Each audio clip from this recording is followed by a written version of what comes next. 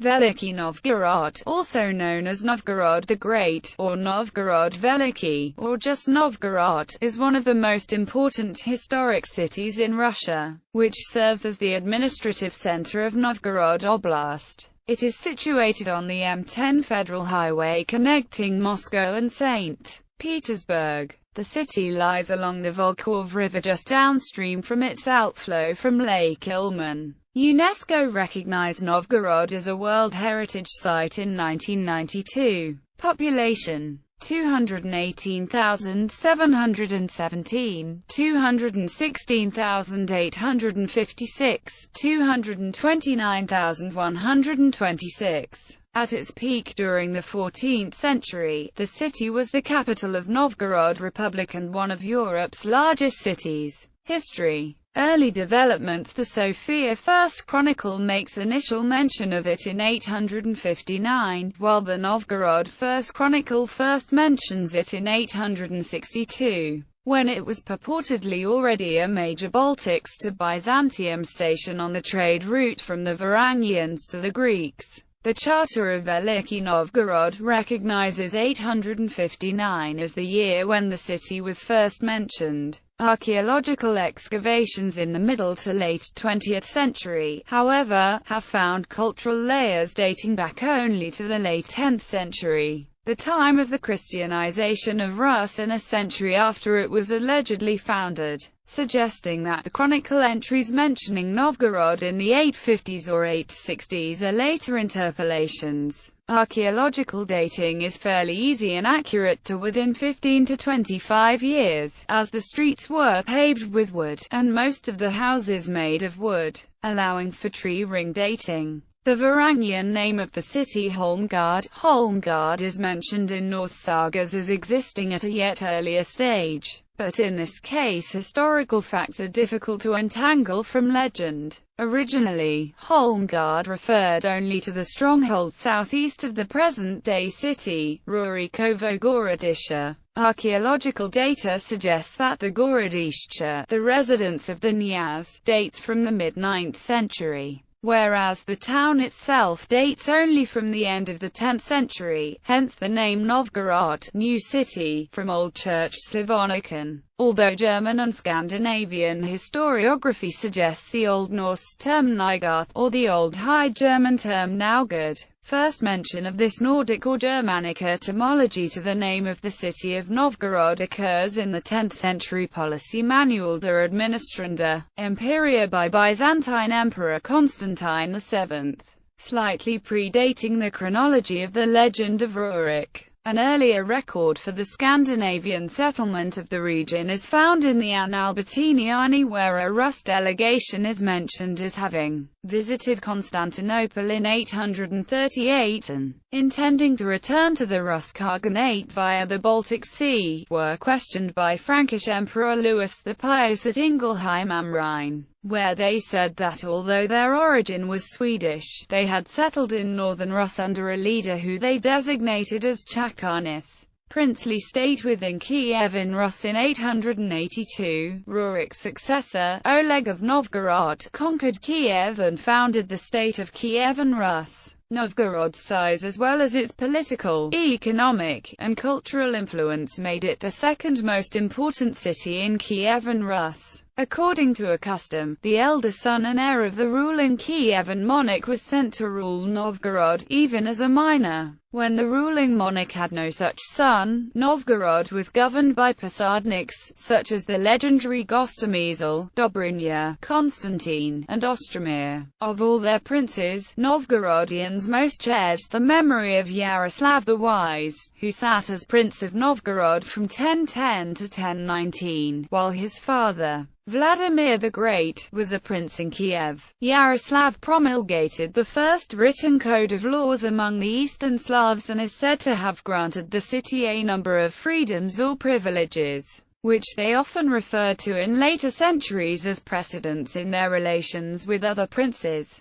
His son, Vladimir, sponsored construction of the Great Street, Sophia Cathedral, more accurately translated as the Cathedral of Holy Wisdom, which stands to this day. Early foreign ties in Norse sagas. The city is mentioned as the capital of Gardariki. Four Viking kings, Olaf I of Norway, Olaf II of Norway, Magnus I of Norway, and Harald Hardrada, sought refuge in Novgorod from enemies at home. No more than a few decades after the 1030 death and subsequent canonization of Olaf II of Norway, the city's community had erected in his memory St. Olaf's Church in Novgorod. The town of Visby in Gotland functioned as the leading trading center in the Baltic before the Hansa League. At Novgorod in 1080, Visby merchants established a trading post which they named Guttegard. Later, in the first half of the 13th century, merchants from northern Germany also established their own trading station in Novgorod, known as Peterhof. At about the same time, in 1229, German merchants at Novgorod were granted certain privileges, which made their position more secure. Novgorod Republic in 1136, the Novgorodians dismissed their Prince Vsevolod Mstislavich. The year is seen as the traditional beginning of the Novgorod Republic. The city was able to invite and dismiss a number of princes over the next 2 centuries. But the princely office was never abolished, and powerful princes, such as Alexander Nevsky, could assert their will in the city regardless of what Novgorodians said. The city-state controlled most of Europe's northeast, from lands east of today's Estonia to the Ural Mountains, making it one of the largest states in medieval Europe. Although much of the territory north and east of Lakes Ladoga and Onega was sparsely populated and never organized politically, one of the most important local figures in Novgorod was the posadnik, or mayor, an official elected by the public assembly from among the city's boyarstvo, or aristocracy. Another important local official was the Archbishop of Novgorod, who shared power with the boyars. Archbishops were elected by the Vesh or by the drawing of lots, and after their election, were sent to the Metropolitan for consecration. While a basic outline of the various officials and the Vesh can be drawn up, the city-state's exact political constitution remains unknown. The boyars and the archbishop ruled the city together, although where one official's power ended and another's began is uncertain. The prince, although his power was reduced from around the middle of the 12th century, was represented by his namestnik, or lieutenant, and still played important roles as a military commander, legislator and jurist. The exact composition of the Vesh, too, is uncertain, with some historians, such as Vasily Klyuchevsky, claiming it was democratic in nature, while later scholars, such as Marxists Valentin Yanin and Alexander Koroshev, see it as a sham democracy, controlled by the ruling elite. In the 13th century, Novgorod, while not a member of the Hanseatic League, was the easternmost contour, or entrepot, of the League, being the source of enormous quantities of luxury and non-luxury furs. Throughout the Middle Ages, the city thrived culturally. A large number of birch bark letters have been unearthed in excavations, perhaps suggesting widespread literacy, although this is uncertain. It was in Novgorod that the Novgorod Codex, the oldest Slavic book written north of Macedonia, and the oldest inscription in a Finnic language were unearthed. Some of the most ancient Russian chronicles were written in the scriptorium of the archbishops, who also promoted iconography and patronized church construction. The Novgorod merchant Sadko became a popular hero of Russian folklore. Novgorod was never conquered by the Mongols. During the Mongol invasion of Rus, the Mongol army turned back about 200 kilometers from the city, not because of the city's strength, but probably because the Mongol commanders did not want to get bogged down in the marshlands surrounding the city. However, the Grand Princes of Moscow, who acted as tax collectors for the Khans of the Golden Horde, did collect tribute in Novgorod. most notably Yuri Danilovich and his brother, Ivan Kalita. In 1259, hordes tax collectors and census takers arrived in the city, leading to political disturbances and forcing Alexander Nevsky to punish a number of town officials for defying him as Grand Prince of Vladimir and his Mongol overlords. In the 14th century, raids by Novgorod pirates, or Oshkuaniki, sowed fear as far as Kazan and Astrakhan, assisting Novgorod in wars with the Grand Duchy of Moscow. During the era of Old Rus state, Novgorod was a trade hub at the northern end of both the Volga trade route and the route from the Varangians to the Greeks, along the Dnieper River system. A vast array of goods were transported along these routes and exchanged with local Novgorod merchants and other traders. The farmers of Gotland retained the St. Olaf trading house well into the 12th century.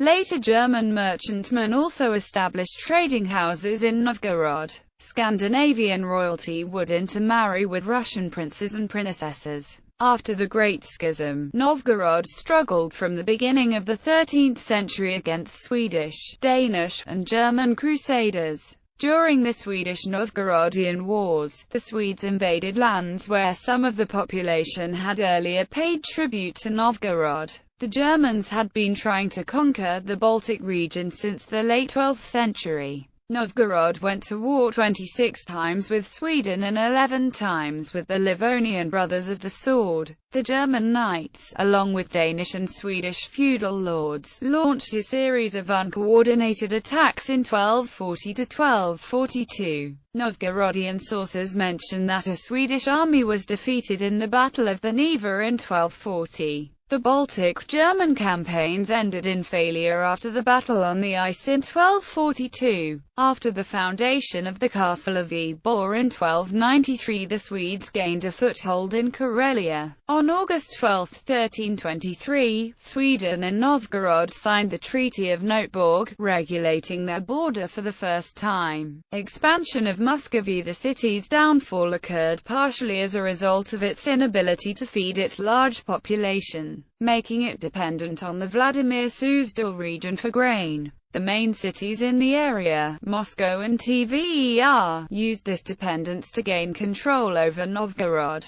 Eventually Ivan III forcibly annexed the city to the Grand Duchy of Moscow in 1478. The Vesh was dissolved and a significant part of Novgorod's population was either killed or deported. The Hanseatic League Konto was closed in 1494 and the goods stored there were seized by Muscovite forces. At the time of annexation, Novgorod became the third largest city under Muscovy and remained so until the famine of the 1560s and the Massacre of Novgorod in 1570. In the massacre, Ivan the Terrible sacked the city, slaughtered thousands of its inhabitants, and deported the city's merchant elite and nobility to Moscow, Yaroslavl and elsewhere. The last decade of the 16th century was a comparatively favorable period for the city as Boris Godunov restored trade privileges and raised the status of Novgorod bishop. The German trading post was re-established in 1603. During the time of troubles, Novgorodians submitted to Swedish troops led by Jacob de la Gardie in the summer of 1611. The city was restituted to Muscovy, a brief 6 years later, by the Treaty of Stolbovo and only regained a measure of its former prosperity towards the end of the century, when such ambitious buildings as the Cathedral of the Sign and the Vyazhishi Monastery were constructed.